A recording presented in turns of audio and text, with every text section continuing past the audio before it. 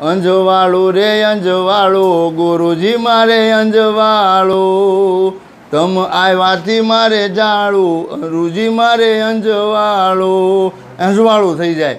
રાત હોય ને તો 12 વાગે ઉપદેશ કરે ને ત્યારે કરોડ રોશન આમ સૂર્યના પ્રકાશ પડે એમ મળે પડવા. ત્યારે પોતે પોતાનું આ વસન છે ને એ વસન ત્યારે સમજાય છે.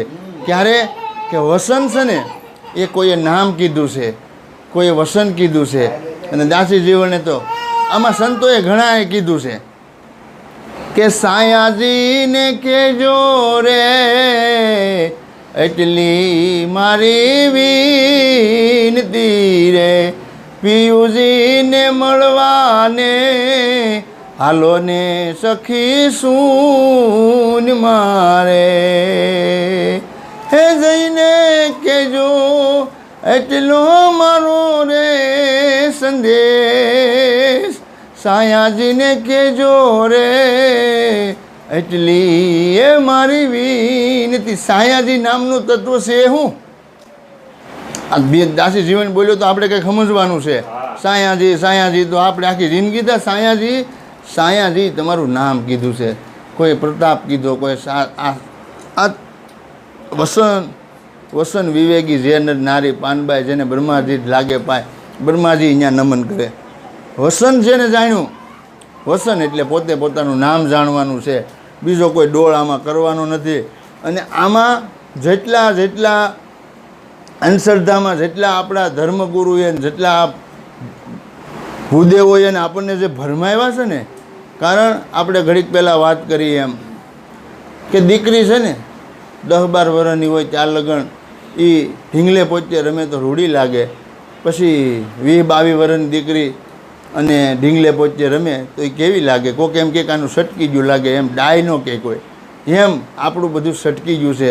તો કોઈ એવો સદગુરુ મળે ને તો પોતે પોતાનું નામ બતાવે કે પોતે હું કોણ છું અને ક્યાંથી આવ્યો ને મારે હવે ક્યાં જવાનું છે. આ જ વસ્તુ છે, બાકી કોઈ ત્રણ કાળમાં બીજું કાંઈ છે નહીં. અને આની ઉપર બીજું કાંઈ આવે એમ જ નથી. કારણ કે નદીઓ છે ને બહાર છે ને ત્યાં લગન બધાય નામ છે, ગંગા, જમના, સરસ્વતી, ગોદાવરી. પણ દરિયામાં ભેગી થઈ જાય પછી ખોબો ભરીને પાણી કયો કે આ નદીનું છે કહેવાય એવું છે? કારણ કે એ દરિયામાં મળી ગઈ. અને જે ભેળ્યા ને, જે દરિયામાં ભેળ્યા ને એના નામ છે. સમુદ્રમાં ભળી જાય ને પછી એ દરિયો ઈસોળા મારે ને તો કે હું જ દરિયો છું. નદી મળે કેવા હું દરિયો છું. જો આ ખુમારી આવી જાય, સદગુરુ મળ્યા હોય ને તો એને આ ખુમારી આવી જાય કે હું જ દરિયો છું, હું પોતે આત્મરામ છું, હું પોતે જ આત્મરામ છું. ત્યારે ઓલાએ કીધું કૃષ્ણ અર્જુન તારે સમજવું હોય તો આ છેડે કે ઓલે છેડે નહીં સમજાય, મધ્યમાં લઈ લે, મધ્યમાં લઈ લે રથને તો સમજાય એવું છે. તો ભાઈ કૃષ્ણ ભગવાને ગીતાની અંદર કીધું કે હું આવતોય નથી, હું જાતો નથી, હું સ્થિર છું, હું અવિચળ છું અને અવિનાશી છું. તો કૃષ્ણ ભગવાન એવું બોલ્યા ગીતાની અંદર. તો આપણે સમજવાનું છે કે કૃષ્ણ ભગવાન એવું બોલ્યા હોય તો ભાઈ કૃષ્ણ ભગવાન તો જન્મય થયો અને પ્રાચીને પીપળે બાણ ઓલાય ભાલ્યાય ઠોકી વધી દીધું, તો એ તો એનું મરણે થયું હતું. તો આ ક્યાં કૃષ્ણની વાત કરે છે? આજે નથી મરતો એ કૃષ્ણની વાત કરે છે. ઈશ્વર ઈશ્વર ઈશ્વર આ જે હાલી રહ્યો છે ને સ્વર, એની વાત કરી છે કે એની મરણે નથી, જન્મ નથી. જન્મ તો તમારા ને મારા ખોળિયાને છે, બાકી આમાં સુવાસે સુવાસે સમરણ કરો, સુવાસે સુમારે સમરણ થાય છે. પછી ધ્રુવને પ્રહલાદને કીધું છે, આમાં શોખવેટ બધા સંતોએ કરી છે પણ આપણે લીધી નથી. બધા સંતોએ કીધી અજરા કાંઈ જરિયા ન જાય, સંતો હજી અજરા કાંઈ જરિયા ન જાય. એવા થોડે રે સંતો તમે સાદ પીવો જી.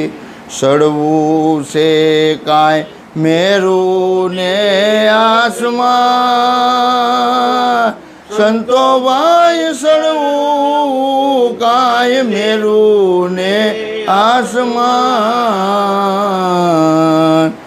જો નરે અવળા રે મેઓ વાક ગણા રે